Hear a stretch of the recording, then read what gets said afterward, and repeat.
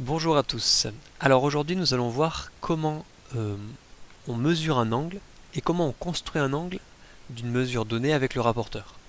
Alors dans un premier temps, mesure un angle. Donc nous avons ici sur la droite cet angle qui est d'ailleurs un angle aigu, plus petit qu'un angle droit, dont on veut mesurer précisément la mesure.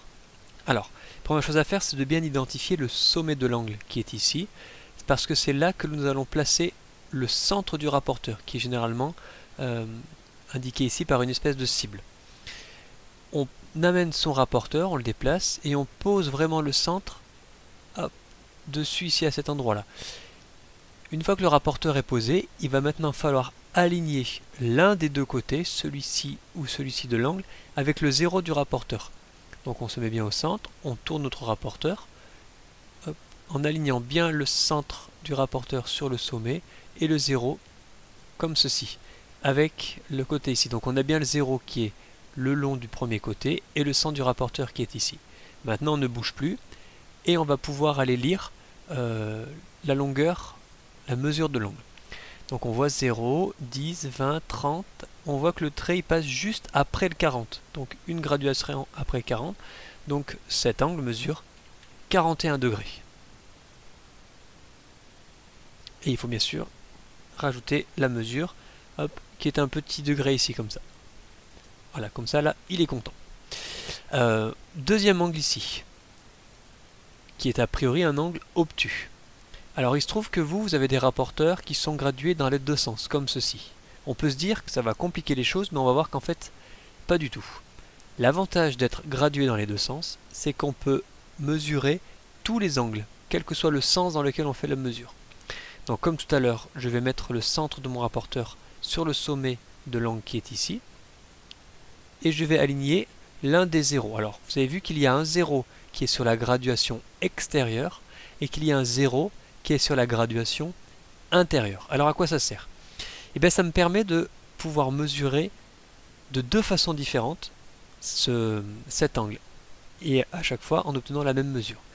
Si je veux par exemple absolument que ce soit le 0 qui est ici comme tout à l'heure qui soit aligné avec l'un des deux côtés, je vais être obligé de tourner mon rapporteur, de le tourner pour que le 0 soit aligné avec le côté qui est ici. Hop, je me mets comme cela, le centre de mon rapporteur ici, voilà.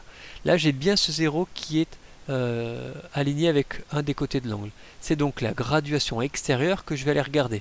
Je parcours ici 10, 20, 30, 40, 50, etc., 90. Je dépasse 90, c'est pas étonnant puisqu'on observe que l'angle est obtus. J'arrive à 110, et là j'arrive à 120. Je vois que je suis deux graduations avant 120. Donc on peut dire ça fait 118, ou sinon je pars de 110, 111, 112, 113, 114, 115, on a un trait un peu plus grand, 116, 117, 118. Donc ici j'ai un angle de 118 degrés. Imaginons que j'ai mis mon rapporteur plutôt dans ce sens-là. C'est-à-dire comme cela. Si je mets la cible de mon rapporteur ici, je suis bien aligné ici. Là, j'ai le 180 qui est aligné ici. Donc c'est pas cette graduation qu'il va falloir regarder, c'est bien la graduation du 0 qui est ici. Donc cette fois, je vais regarder la graduation intérieure. 0, 10, 20, 30, 40, 50, 60, etc. 110. Je suis ici. Je suis un petit peu avant le 120. Hop, et je vois que la graduation du 120 correspond à la graduation qui est ici. Je suis donc deux graduations avant 120, ce qui fait 118. Je retrouve la même chose. Alors là, l'erreur, c'est de lire ah bah tiens, je suis deux graduations avant 60 ou après 60, ça fait 58 ou ça fait 62. Alors, pour éviter cette erreur, vous regardez votre angle avant. On voit que c'est un angle obtus. Donc on doit avoir plus de 90 degrés.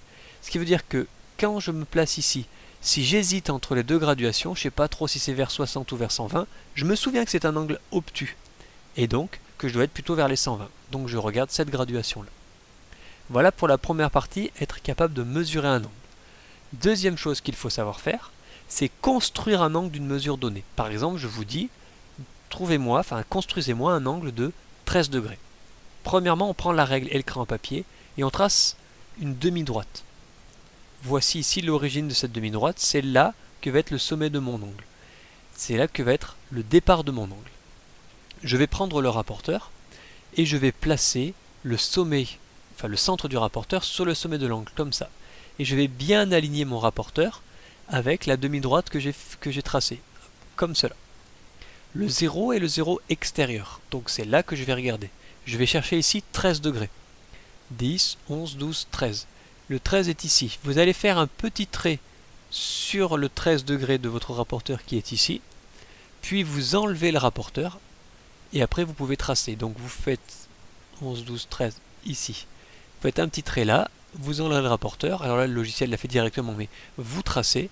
Et là nous avons un angle de 13 degrés. Ah, il veut absolument que j'utilise le rapporteur. Hop, je le remets ici. Et voilà. Je vais en faire un petit deuxième ici. On a un angle, hop, je vais le repartir à 0, comme cela. On veut un angle de 166 degrés. Donc, je mets mon rapporteur ici, sur le centre de mon angle. Je vois que le 0 qui est aligné avec le côté que j'ai tracé, c'est là à l'intérieur, donc je vais regarder les graduations à l'intérieur. Je vais chercher donc au-delà de 90 degrés, 110, 120, 130, 140, 160. Je veux 166, donc 160 c'est le grand trait qui est ici. Je vais 6 après, hop, 165, 166, il va être là. Je fais un petit trait sur les 166, 165, 166 ici, hop. Vous faites un petit trait là, vous enlevez le rapporteur et vous tracez. Voilà, j'espère que cette vidéo vous aura aidé. C'est extrêmement délicat au début d'utiliser le rapporteur. On est un peu perdu avec cette histoire de centre, cette histoire de côté, est-ce qu'on regarde vers la gauche, vers la droite, etc. Première chose, regardez si c'est un angle aigu ou obtus, ce qui vous évitera de vous tromper dans le choix de la graduation. Très bon travail à vous.